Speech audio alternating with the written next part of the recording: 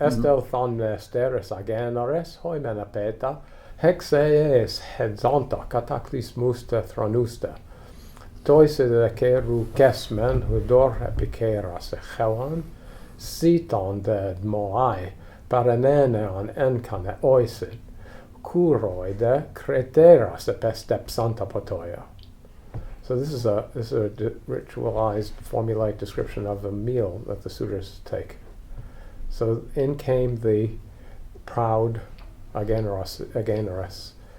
It means very manly suitors. Yes, but probably also really flashing in the American English sense of showing off. Showing off. Yes. But sure, of course, it's very manly. But I'm saying that the root of ἀγήνορες seems to have to do with showboating, showing off in situations so of like warfare, athletics, dancing. Yeah. Okay. And then they sat down in sequence, ἑξείης. Not sure exactly what that means, but it means maybe in a hierarchy, �εξείης, or is it all in a row? I like to think of it as a camera and what a camera would do so if you have a bunch of you're people. visualizing a bunch of people sitting down.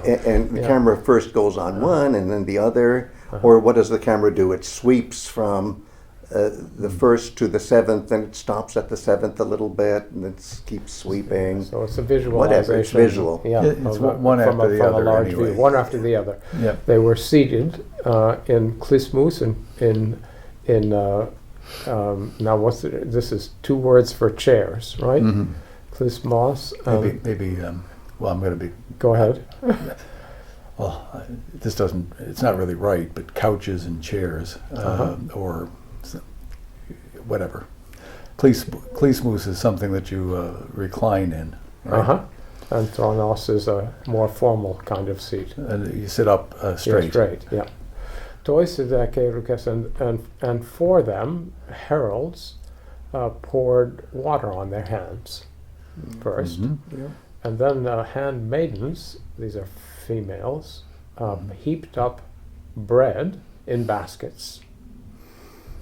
And boys, these are presumably also slaves, right? But it means young adolescent men, right? And this is the standard translation of this verb, ἐπεστέψαντο, is wreathed the bowls with drink. Wreathe the mixing bowls with drink. So it can mean also filled the mixing bowls up to the brim. I think that's the way I visualize it. Yep. Is that what you have an expression, ἐπεστέψαντο ποτοΐο in ʰε�είης? Yes, I think that must be right. Yep. There's the country music song, Fill Me Up to the Top. Yep. Yep, exactly. And all the way to the brim. Yep.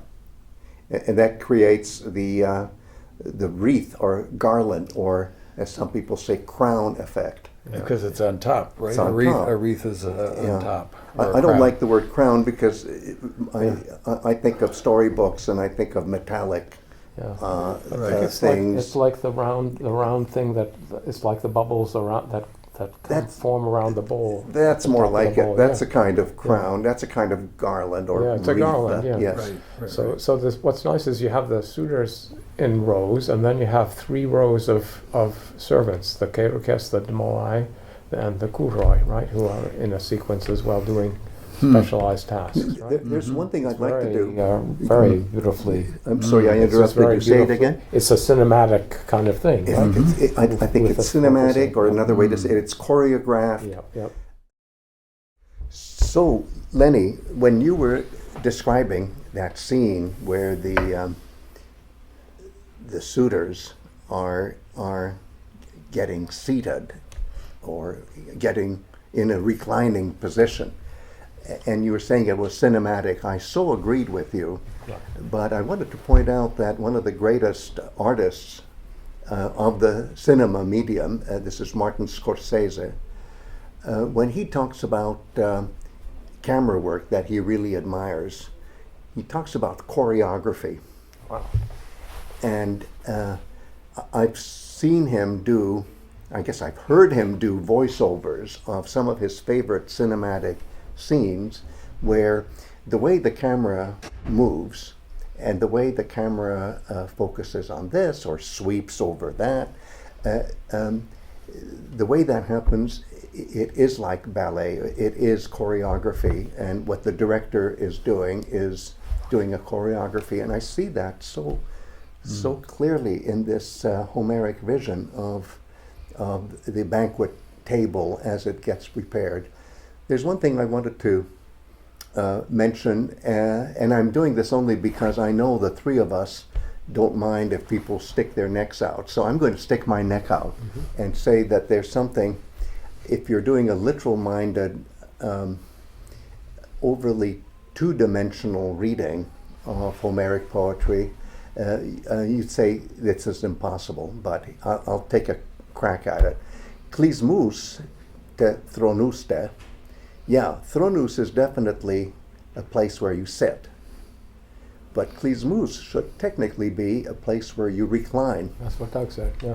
And you were toying with that, I could see when you were looking at them. So I'm suggesting that this is one of those examples that we talked about when we were talking about Homeric diction, that sometimes a grammatical form might be right next to another grammatical form that's 1,000 years older, or vice versa, or a detail in what is sometimes called the Homeric world, some object or whatever may be juxtaposed with another object, and again you say, no, you can't have those in the same place in any historical time and place. This may be one of those examples where most of the time when people have meals, as you describe them, most of the time you can see them sitting down on chairs. Let's just call them chairs or fancy chairs. Right. But I think here's a case where this could be the more orientalizing way that Greek elites would dine, which is reclining on a sympathetic couch. Right. And to me, everything about κλισμούς is saying sympathetic couch. And the thronos is incompatible with And that. thronos would be incompatible with that. So if you're going to be straitjacketing a Homeric visualization, I think you'd be trapped here. Yeah. I'd like to have enough wiggle room to say that this kind of banquet scene, it kind of blurs from one style of dining to another and back. Yeah, I think that's And there could be dominant ways of dining, and certainly in Homeric poetry, people sit down on a chair at a table. right. We were talking about dialects earlier. Yes. They're all blurred in Homeric diction. Is there something similar going on here with dining styles from all phases? Oh, yes. Parallel. All Yeah. kinds of Oh, things yes, are like that. yes. Yeah. Yeah. Yeah. And a bunch of us were talking, excuse me, we're talking with a graphic novel artist yesterday, Gareth, and he was very intelligent, and I love the way he was worried about how he should costume, shall we say, warriors in Iliadic battle scenes. And is it okay to go Corinthian 5th century or 6th century? I forget what the specific question was. And I said, sure, it's okay, because you have almost every kind of battle gear that you can It's all possibly mixed up, imagine yeah. having some role somewhere. Right. And it's almost dreamlike that you can see so many different, again, I don't want to say layers. I'm trying to get rid of that word in my discourse, but so many phases. This is what Martin Nielsen talked when he described religion as like a snowball rolling down a hill. Nice. So you keep on picking things up. Yes, and it just gets bigger absolutely. and bigger. Yeah. Or that wonderful image that you used to play with about the train leaving the station, and Takes on passengers. and people, new passengers, get on at at station B and station C all the way to the final destination, station Z. But the trick is, once you're a passenger and you're on the train, you can't get off. You have to stay on for the ride. Yep, that's part of the logic of the unfolding of the love myth. that. Yeah. So, anyways, that was my stick my neck out comment about κλισμούς That's right. at line 145. Yep. Yep. All right. So now, are we? But one other thing about it is that you've gone from the intimate scene before between Telemachus and Athena and Oh, yeah. as mentor, and now you get this big scene, right?